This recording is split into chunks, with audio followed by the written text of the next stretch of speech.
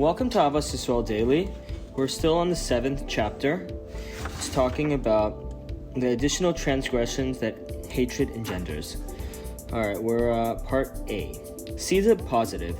The Beis HaLevi writes that hating a fellow Jew leads to many other sins, because when you hate someone, you see only his flaws, and the opposite is true as well. When you love someone, you see everything about him in a positive light.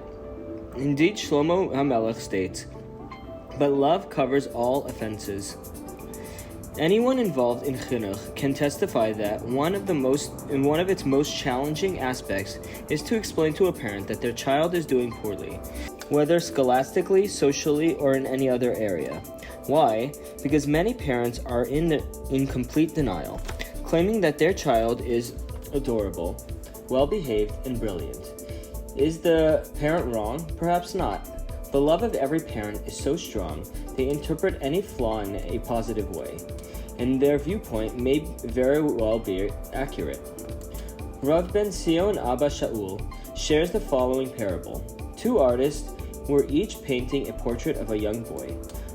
Who is the son of the artist? The parent's portrait will be more flattering because a parent loves his son deep down in his heart, and that love will be evident in every brushstroke. He will see only the positive, so the mole on the boy's face will be smaller, his eyes will be a little bit bigger, and only the good points will be accentuated. The opposite is equally true. In cartoon caricatures, if the artist doesn't like his subject, his physical flaws will be exaggerated, and his face will seem to be shifty. But when someone loves another, the positive is accentuated. Therefore, what we really have to focus on is the interior workings of our physique. We must find out what is causing us to enter into these disputes. The cause might be some minuscule monetary issue, or it might just be based on dislike. Rav Meir HaKadosh, the Mashgiach of Hebron Yeshiva, said that in the days of Elul, the altar of Slobodka would urge his Talmidim to work on an overlooking slights. As the Gemara states, if you overlook the slight of others, Hashem will overlook your slights. Then after Rosh Hashanah, the altar of Kelm would tell them, the suggestion that I gave you to overlook the slights was a little too difficult, and I'm afraid you wouldn't succeed. So I have a new suggestion, working on having an ayin tov, a good eye, because the Mishlei says that a person who has a good eye will be blessed.